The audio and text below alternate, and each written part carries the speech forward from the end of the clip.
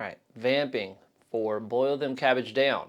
We're going to be mainly using the root major chord shape for our G and our C chords. This is formed by putting our ring finger down here at the 5th fret of the big D string, our middle finger, 4th fret of the G, index, 3rd fret of the B string, and pinky down here at the 5th fret of the little D string.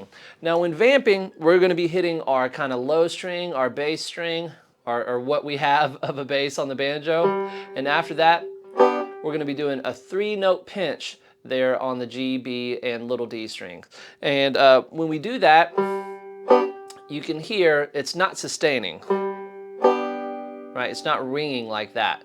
Now at first, you know, when you're just trying to figure out how to press down on all these different notes, actually that is going to be a good thing. You'll be able to tell which notes are ringing and which notes are not, right? And making those little adjustments to your fret hand to get everything to where you can make a clear note. After you develop that, we want to work on that subtle fret hand release right after picking to get that kind of short staccato sound, which if you look at the tablature, the little dot that's above these 3 notes right here, that's what that means. It means staccato, so we want to play those notes short. We don't want them to ring, right? And as I said, we just release our pressure with our fret hand over here right after we play them. We don't want our fingers to come out of contact with the string, right? We want them to stay in contact with the string, but just not push down to where we're pushing that string down into the fretboard to where that they now rest on whatever fret they happen to be behind, right? A little exercise that I teach people to help them develop this control, we'll play the thumb note on beat 1, pinch on beat 2, and then release in time on beat 3 and still count to beat 4. So we have a nice even 4 count there. So it'll be like this. 1, 2, 3, 4. 1, 2, 3, 4. 1, 2, release. 4, right? So that'll help us develop some nice timing and control, and then over time we'll try to speed that up, but we want to keep even timing and have a accurate control of the moment that we're having that release, right? That's what we're kind of striving for, and will eventually let us be able to play some standard vamping, right, with that quick release. Right, so when we go to our C chord, we're going to be sliding up, and that ring finger will be at the 10th fret. Go back to the G. Right, now when we get to our D chord, if we were going to play the root shape with D major, it'd be all the way up here at the 12th fret. And if you look in the licks in that measure, that's the first one available, because there's different ways to play this. There's different ways to play a D chord, right? So we're actually going to be using what's called the first inversion shape. As I said, when we go to the D chord, we're going to that first inversion shape. So I've got my ring finger here on the 4th fret of the D string, index here on the 2nd fret of the G, middle on the 3rd fret of the B, pinky here on the 4th fret of the little D string, right? And we're still going to have that same vamping pattern, right? That same kind of release. But what this does is this allows us to go to a D chord that is closer to that root G major shape. So we're not having to slide all the way up to the 12th fret. All we're doing is sliding back 1 fret, and then we're changing the position of our index and middle fingers. As you can see, here it is for the G major shape, right? I slide it back, and then I'm going to move my middle finger to the B string, keep it on the same fret. Index finger is going to the 2nd fret of the G string, staying on the same fret, okay?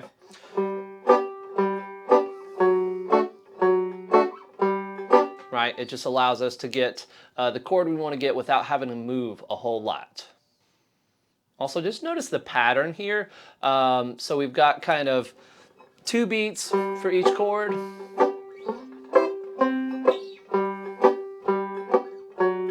Right? First half of the song, second half of the song, 2 beats for each chord. And then at the end, quick switch from the G to the D and back to the G. And this is kind of a typical chord progression for a lot of bluegrass songs. So really pay attention to the chords and how long we stay on each chord when learning a new tune to try to notice these patterns. It's going to help you kind of absorb new tunes more quickly in regards to the chord progression. I want you guys to take a look at the lick for measure 1, the first vamping lick. This one is going to kind of demonstrate what I was talking about earlier about going from a root position to a first inversion. That may have been a little bit confusing. This will make it a little bit more clear because we'll be going from the root shape of G major to the first inversion of G majors, right? So working with the same chord. So G major, root shape is here, as we talked about. If we move this up 4 frets, right? And then we flip kind of where our middle and index fingers are, that's how we're going to find that first inversion shape for G major. And this is both a cool backup pattern, right? Gets a little bit of a different sound when staying on the same chord. This is going to be a pattern that holds true no matter what root shape chord we're playing, right? So here on G major, I go up 4 frets, flip the fingers, sounds great. I could also do that with the C. So if I'm on the root shape, go up 4 frets, there I've got the first inversion of C major, right? The pattern holds true. Now we're not doing that with the C here in this lick, but you totally could. Here's what the lick itself sounds like, just. Right? And it's really nice too because it kind of walks us into that C chord a little bit.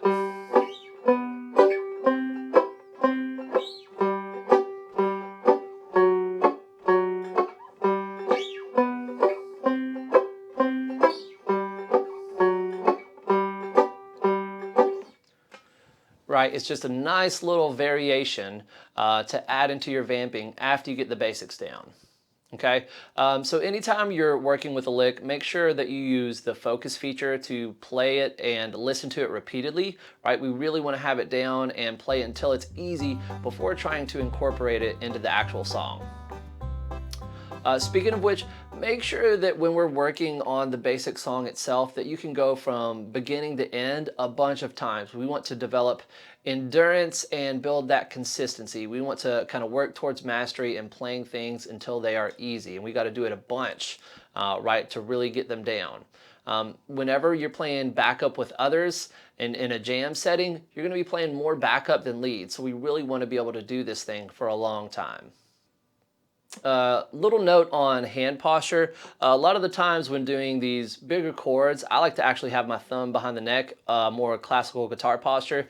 As you can see, I've got my elbow in on the side. What you really want to avoid is trying to like bend your wrist out a lot, right? That's a really bad posture habit, which can actually lead to an injury, okay?